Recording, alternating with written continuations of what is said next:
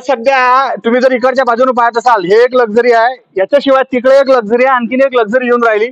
अशा 3 लक्झऱ्या आमच्या परतवाडा शहरातून चालल्या म्हटलं अयोध्येले. अयोध्या, अरे प्रभू रामचंद्राचं काय सुंदर मंदिर झालं, काय त्या ठिकाणी प्रभू रामचंद्राची सुंदर अशी मूर्ती आहे. त्या प्रभू रामचंद्र दर्शन घ्यासाठी हे सारी मंडळी या ठिकाणी झाली आहे. म्हणजे अंजनगाव, सुर्जी, अचलपूर आणि आमच्या तालुक्यातल्या काय आजूबाजूच्या खेड्यापाड्यातले लोक या ठिकाणी एकत्र जमा झाल्यात. तुमचा आमच्या खेड्यापाड्यातले लोक आहेत बाबा, हे अयोध्येला चालले आहेत. त्याच्या चेहऱ्यावरचा उत्साह मोठा वेगळा आहे. तर माझ्यासोबत ना वैयक्तिक काका आहेत, झोडू काका. ओ झोडू काका, बोला. अयोध्येला चालले, कोणत्या प्रकारचा आनंद आहे सांगा जरासं. कोणत्या प्रकारचा पारमार्थिक आनंद आहे?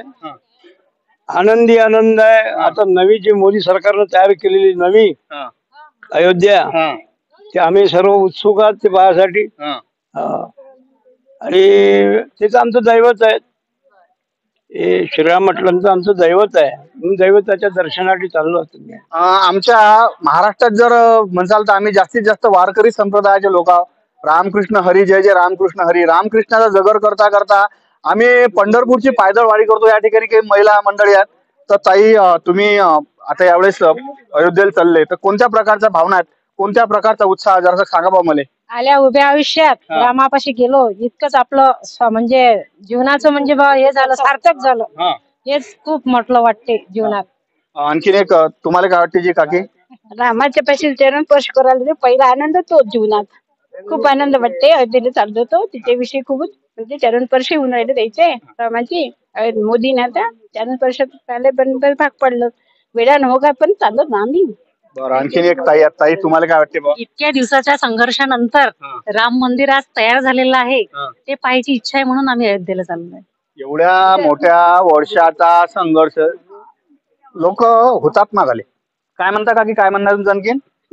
आत्मिक विचार आपले श्रेष्ठ रामाला दर्शनाला. आता आयुष्यातून पहिला आनंद हाच. जीवनात काय जीवनात काही असते काय, 2 दिवस 4 दिवस असते जगण्याचे, 2 दिवस गेलेच आहे. पुढचे 2 दिवस आहे ते तरी उत्साहानं काढायचे आहे आपल्याला.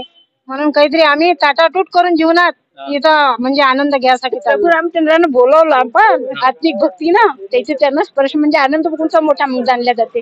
सगळ्या जीवनात मोठा आनंद तोच. तर माझ्यासोबत आणखीन एक आमच्या ताई आहेत. ताई, पहिल्यांदा आयुष्यात आता तुम्ही प्रभू रामचंद्राचं मंदिर झालं, अयोध्येला चालले, तुमच्या मनात कोणता उत्साह आहे?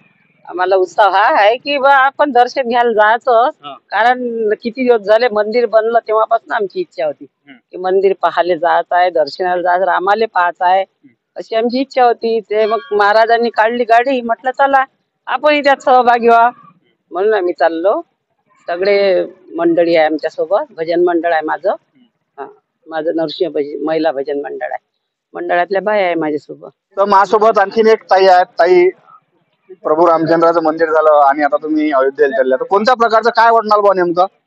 प्रभू रामचंद्राचं दर्शन घेण्याची उत्सुकता आमच्या मनात आहे. आणि काशीला जाऊन गंगेमध्ये आंघोळ करून विश्वनाथाचं दर्शन घेण्याची इच्छा आहे. आणि खूप दिवसाची इच्छा होती म्हणून आम्ही चाललो.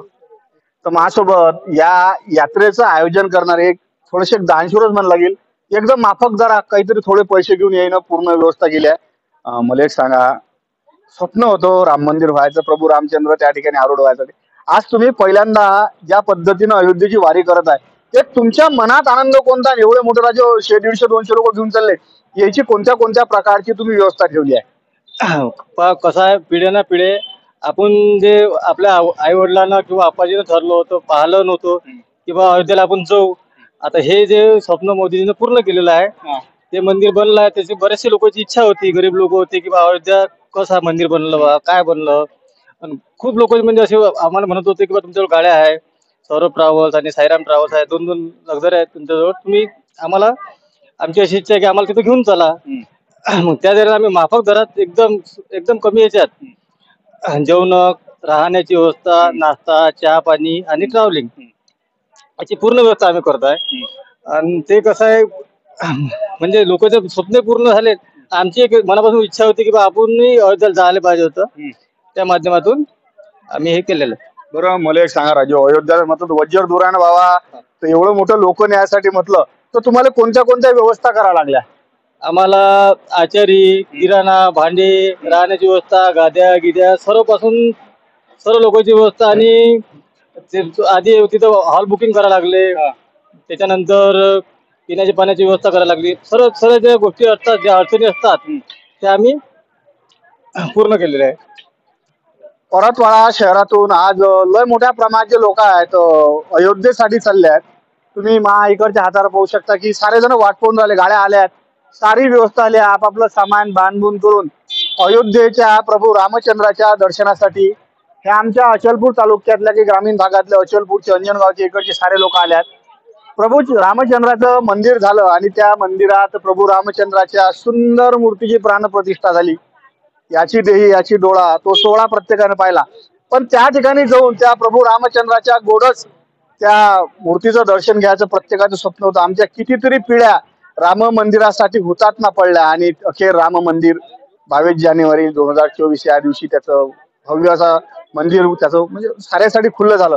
त्या रामाच्या दर्शनासाठी मोठ्या प्रमाणात आमच्या इथून भाविक जात आहे आणि पुढच्या वेळेस गावरान नंती याच्या सोबत जाईल आणि प्रभू रामचंद्राच्या म्हणजे चरणासोबत नतमस्तक होईल.